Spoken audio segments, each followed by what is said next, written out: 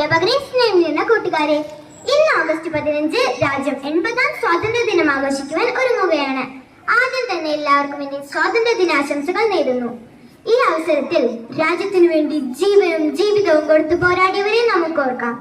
രാജ്യത്തിനു വേണ്ടി പുഞ്ചിരിയോടെ രക്തസാക്ഷികളായ ഭഗത് സിംഗ്, രാജ്ഗുരു, ലാലാ ലജ്പത് റായ് തുടങ്ങിയ അനേകം പേരുടെ ത്യാഗവും അഹിംസയെ സമരമുറയാക്കി മാറ്റിയ നമ്മുടെ രാഷ്ട്രപിതാവ് മഹാത്മാഗാന്ധിജിയുടെ അർപ്പണവും ബ്രിട്ടീഷ് സാമ്രാജ്യത്തെ വിറപ്പിച്ച സുഭാഷ് ചന്ദ്രബോസ്, ചന്ദ്രശേഖർ ആസാദ് തുടങ്ങിയവരുടെ പ്രയത്നവും ഏറെ വലുതാണ്.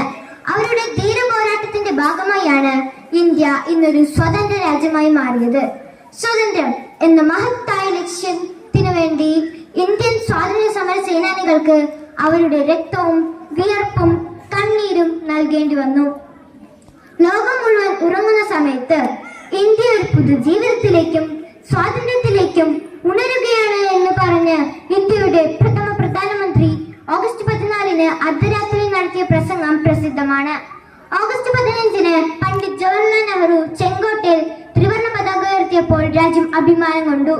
ഇതിന്റെ ഭാഗമായാണ് എല്ലാ വർഷവും ഡൽഹിയിലെ ചെങ്കോട്ടയിൽ പ്രധാനമന്ത്രി രാജ്യത്തെ അഭിസംബോധന ചെയ്ത് സംസാരിക്കുകയും തുടർന്ന് ദേശീയ പതാക ഉയർത്തുകയും ചെയ്യുന്നത്. ഇന്ത്യയിൽ എത്തി നിൽക്കുന്നത് ഏറെ ഉയരത്തിലാണ്.